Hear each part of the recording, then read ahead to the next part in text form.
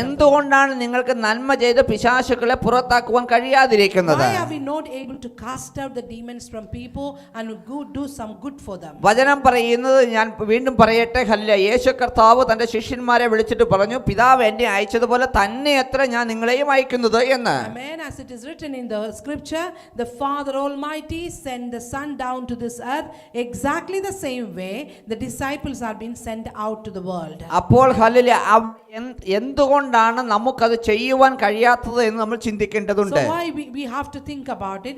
Why are we not able to do it? ദൈവത്തിന്റെ വചനം ഒരു കാലത്തും നീങ്ങി പോകുന്നതല്ല എന്ന് വചനം തന്നെ സാക്ഷ്യം പറയുന്നു. And we know that word would never change, and word itself is talking about ലോകത്തിലെ സകല ചരാചരങ്ങളും നീങ്ങിപ്പോയാലും ദൈവവചനത്തിന് യാതൊരു മാറ്റവും സംഭവിക്കുന്നില്ലത്രേ. Even if the creation of the whole universe changed, but the word of the Lord would never change. ദൈവം അയക്കുന്ന ഓരോ വചനത്തിന്റെ വാക്കുകളും വചനവും ശക്തി പ്രാപിച്ചത് രൂപാന്തരപ്പെട്ടല്ലാതെ മടങ്ങി വരത്തില്ലെന്നും പറയുന്നു. And again, if you speak any word through your mouth, it will go out and do the work, and without doing the work it will never return. എന്നാൽ എന്തുകൊണ്ടാണ് ഇന്ന് അത്ഭുതങ്ങളും അടയാളങ്ങളും ചുരുങ്ങിക്കൊണ്ടിരിക്കുന്നത്? Why we are not receiving the miracles and wonders in our life? Why is it diminishing?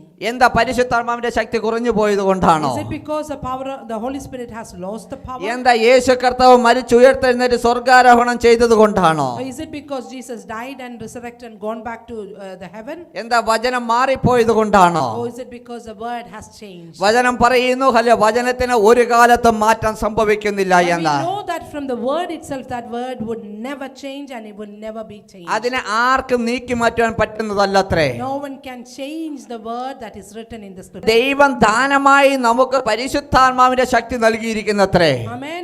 Similarly, God has gifted us with the power of the Holy Spirit. എന്നാൽ ആ ശക്തി നമ്മൾ active ചെയ്യണമെങ്കിൽ നമ്മൾ ചെയ്യേണ്ട ചില വസ്തുതകളുണ്ടത്രേ. But to activate that power of the Holy Spirit inside of us, we got to do certain things. ആ ഒരു phone 100% charge ചെയ്യുമ്പോൾ ഇലക്ട്രിസിറ്റി കണക്ഷൻ കൊടുക്കുന്നത് പോലെ തന്നെ how we are charging a phone to get 100% of battery in it, ദൈവവചനവുമായി നമ്മുടെ അഭിഷേകത്തെ connect ചെയ്യണമത്രേ. what we got to do, we got to connect our anointing with the word of God. ദൈവം നൽകിയിരിക്കുന്ന പ്രോമിസുകളെ നമ്മൾ ദൈവവചനവുമായി connect ചെയ്യണമത്രേ. And then again, the promises that we receive from the Lord, we should connect it with the word of God. അതിനുശേഷം അതിൽ ഇടേണ്ട SIM card മാത്രം ഇടുവാൻ നമ്മൾ ശ്രമിക്കണമത്രേ. Then again, we only need to put the right SIM card inside of it.